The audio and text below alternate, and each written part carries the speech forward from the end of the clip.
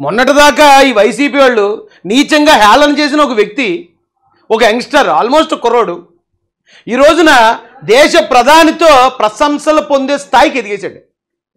జగన్ గారు ఎక్కడున్నారు?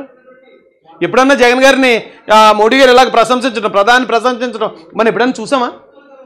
కనీసం ఈ రాష్ట్రానికి ఒక కేంద్ర మంత్రి పదవి తెచ్చుకోగలిగాడా జగన్మోహన్ రెడ్డి గారు? ఈయన యోగాంధ్రం నిర్వహిస్తే జగన్మోహన్ రెడ్డి గారు ఏం నిర్వహించారు అప్పట్లో? క్యాసినో. ఇక్కడ లోకేష్ గారేమో మోడీ గారిని తీసుకొస్తే జగన్మోహన్ రెడ్డి గారు క్యాసినో కింగ్ ఎవరో ఉన్నారండి, తెలంగాణలో ఉంటాడు ఒక ఆయన. ఏదో పెద్ద అవి ఉంటాయి ఏంటి, ఫామ్ హౌస్లు అవి ఉంటాయి, బాగా సౌండ్ పార్టీలాగా ఉంటాడు. అతన్ని తీసుకొచ్చాడు. ఏం పేరండి అతని పేరు? గుర్తుందా? ఏదో పేరు అతనిది. లోకేష్ గారు మోడీని తీసుకొస్తే జగన్మోహన్ రెడ్డి గారు ఆయన్ని క్యాసినో కింగ్ని తీసుకొచ్చాడు ఇక్కడికి. ఏం పద్ధతి అండి అసలు? ఈ రాష్ట్రంలో ప్రజలు ఏం ఆలోచిస్తున్నారు మీరు?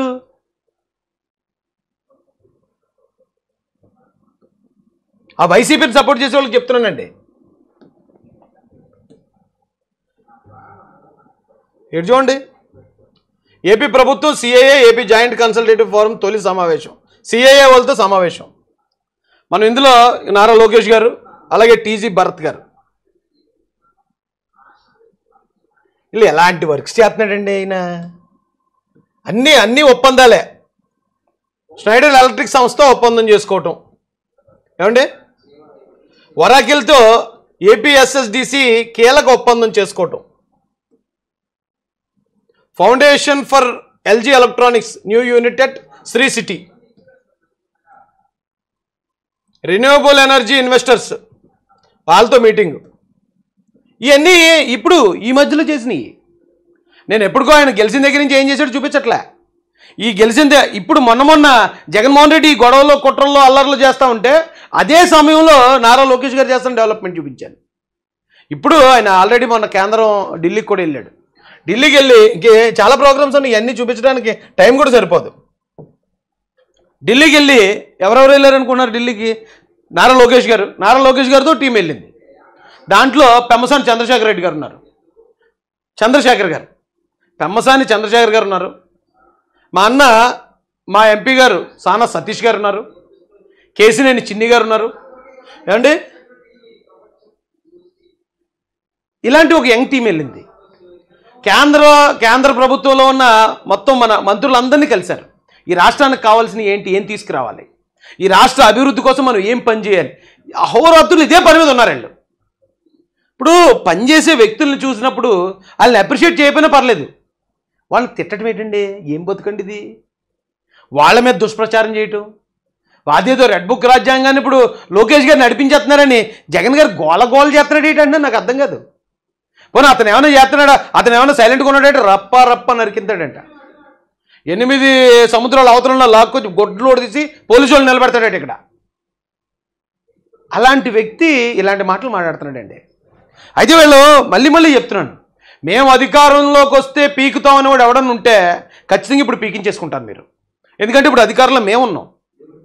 అధికారంలోకి వచ్చాక నేను కొడతానన్నాం అనుకో, మరి అదేదో మేము కొడితే అయిపోద్ది కదా, ఎవడని కొడితే. అధికారంలోకి వచ్చాక మేము చంపేస్తామంటే మేము అదే ఆడితో మనం చంపించుకోవడం ఎందుకంటే మన అధికారంలో ఉన్నాం కదా చంపేస్తే ఎందుక దోల మాటలు?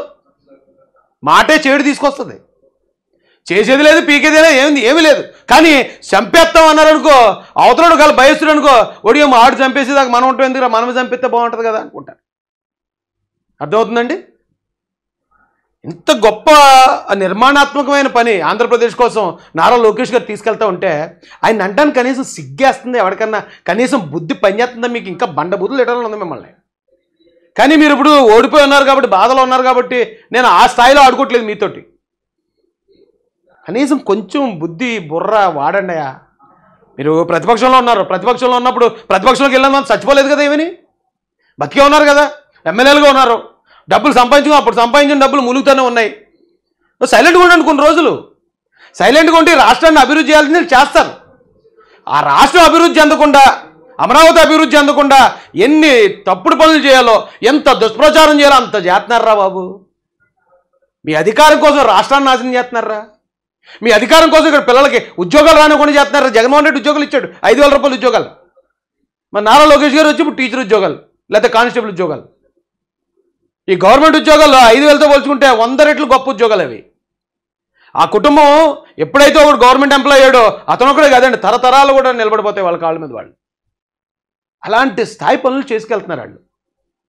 అమ్మఒడు ఎవరెవరని గిలగల కొట్టేసుకున్నారు. ఇప్పుడు అందరికీ ఎంతమంది ఉంటే అంతమందికి ఇచ్చేటప్పటికి నోరు లెక్కడెట్టుకోలో తెలియక అలా ఎవరది నర్సరాపేట వెళ్ళి గొడవలు చేయడానికి చూశారు. ఏంటి పరిస్థితి? కనీసం ఆలోచించకుండానే అన్ని గొడవలే. పల్నాడు విజిట్ నాగమల్లేశ్వరరావు కోసం వెళ్ళాడట. గొడవలు క్రియేట్ చేయడానికి వెళ్తున్నాడు అతను బయటికి. ఇందాక ఎవడో కానీ పెట్టాడండి, జగన్మోహన్ రెడ్డి ఇంటి మీద తాటికెళ్ళి ఇసిరి చంపిపోయాడు. తాటికెళ్ళి ఇసిరి. ఓ నీ అమ్మ ఏం బతుకురా ఇది, ఏట్రా ఈ కామెడీ నాకు అర్థం కాదు. చంద్రబాబు నాయుడు గారు ఇంటి మీదకి జోగి రమేష్ గారిని పంపించారు. ఆ జోగి రమేష్ 100 మందిని తీసుకెళ్ళాడు.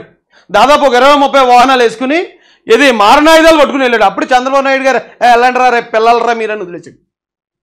రేపు పిల్లలరా బచ్చాలరా మీరు అనుకున్నారు. అంతే తప్ప బాబు నన్ను చంపడానికి వచ్చాడు, మాకు ప్రొటెక్షన్ ఇవ్వట్లేదు, మాకు రక్షణ ఇవ్వట్లేదు ఎక్కడైనా మాట్లాడాడు ఆయన?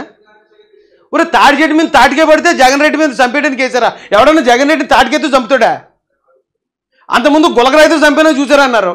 అది కామెడీ ఐటమ్ అయిపోయారు మీరు. ఒకే గులకరాయ విష్ణు చక్రంలోకి వెళ్ళి ముందు వెల్లంపల్లి సీన్కి, తర్వాత జగన్కి, తర్వాత వాళ్ళకి ఇలా షూటేసింది అన్నారు. ఎర్రి ఫ్లవర్లు అయిపోయారు ఆ రోజున. ఇప్పుడు తాటికైతే చంపేనా చూసారని ప్రచారం చేస్తున్నారు. తాటికాయ ఇసిరి చంపేస్తారా? ఇప్పుడు తాటికాయ అసలు ఎలా ఉంటుందో తెలుసా మీకు? తాటికాయ అంటే ఎంత ఉంది కదని బాంబు అనుకుంటారు ఎట్రా. అది కానీ తాటికాయ ఇలా నేల మీద పడిందంటే ముక్కలు అయిపోద్ది. అది దాంతో కొడితే మనిషి చచ్చిపోవడం. అది కూడా ఒక ముఖ్యమంత్రిని చంపడానికి తాటికాయ ఆయుధమా? ఇలాంటి తప్పుడు క్రియేషన్స్, మ్యానిపులేషన్స్ జనాన్ని ఎక్కడో చోట నమ్మించకపోతామా? ఓ ప్రవీణ్ పగడాల కేసులో నమ్మించబోతామా? లేకపోతే ఈ తాటికాయ కేసులో నమ్మించబోతామా? లేదా నర్సరాపేట నాగమల్లేశ్వర కేసులో నమ్మించబోతామా? లేకపోతే ఇంకో దాంట్లో నమ్మించబోతాం? ఏదో ఒకటి అలా ప్రయత్నాలు చేస్తూనే ఉన్నారు. ఆ ప్రయత్నాలు చేస్తూనే చచ్చేలాగా ఉన్నారు మీరు. ఆ ప్రయత్నాలు ఎవరు జనాలు నమ్మరు. అదొకటి అర్థం చేసుకుంటారు బాబు మీరు. మీ ఏడుపు, మీ ఉడుగు మొత్తాను ఈ రాష్ట్ర ప్రభుత్వాన్ని, కూటమి ప్రభుత్వాన్ని 1 ఇంచు కూడా కదపలేదు. ఎందుకంటే చంద్రబాబు నాయుడు గారే విజనరీ, ఆయనే పని రాక్షసుడు అనుకుంటే ఆయన్ని మించిపోయింది నారా లోకేష్ గారు.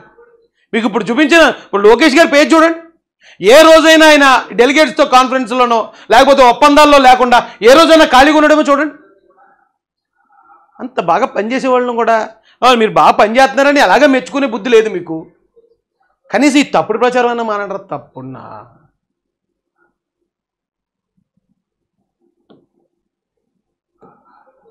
గొడవలు, అక్కడికి వెళ్ళి ప్రెస్ మీట్లు, రెడ్ బుక్ అని చెప్పేసి గోల, ఎవరినో పరామర్శించడానికి అంటాడు. అక్కడికి వెళ్ళాక వాళ్ళు పరామర్శించడం, వాళ్ళని పరామర్శించకుండా ప్రెస్ వాళ్ళని వచ్చేమని మా వైసీపీ వాళ్ళు ఆయన ఎలాగన్నారు, మా వైసీపీ వాళ్ళు వీళ్ళు ఎలాగన్నారు, మా ఇది ఎలాగన్నారు అని ఏదో టీచర్ గారికి కంప్లైంట్ ఇచ్చిన స్టూడెంట్ లాగా అక్కడ కూర్చొని చెప్తాడేంటి? ఏం పద్ధతి అండి బాబు ఇది? ఎవరైనా చెప్పండి అండి బాబు. జగన్ గారి పద్ధతి కాదు ఇది. చంపేస్తాను పొడిచేస్తానంటాం రాజకీయం కాదు. జనాలు మళ్ళీ మూలన కూర్చోబెడితే అసలు రాజకీయంగా భవిష్యత్తు లేకుండా చేస్తారు జనాలు. ఇలాంటి రౌడీజాన్ని భయపడేవాడు ఆంధ్రప్రదేశ్లో ఎప్పుడూ ఉండడు. ఎందుకంటే గత 5 సంవత్సరాల పాటు మనం చాలా రౌడీజం చేసాం. అయినా కూడా లెక్క చేయకుండా మన 11లో కూర్చోబెట్టిన జనం ఉన్న రాష్ట్రం ఇది. ఎవడని చెప్పండిరా, చూపించండిరా, ఎవడికన్నా వదిలేకండిరా అలాగా.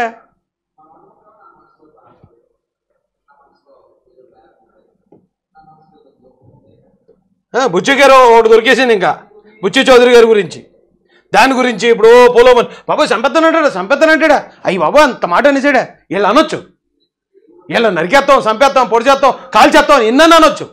అవతలాడు అంటే మాత్రం దుర్లు ఏడు చేస్తారండి.